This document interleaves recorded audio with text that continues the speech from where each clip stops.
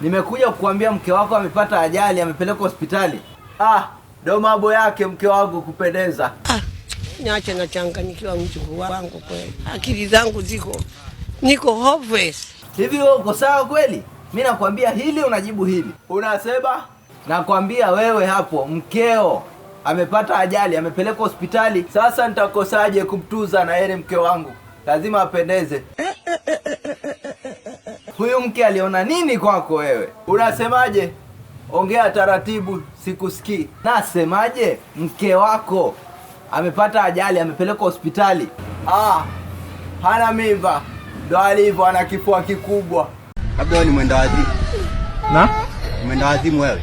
Hivi wewe unaweza kumsaidia mtu akiwa kwenye shida kweli? Usijali, akipata mimba atakwambia ulete zawadi. This one you nothing this one. Basi unajifanya chizi. Ngoja afe huko ndo tatia akili. Hata asipopata mtoto siwezi kumwacha. Nampenda hivyo hivyo. Shenzi mkubwa wewe.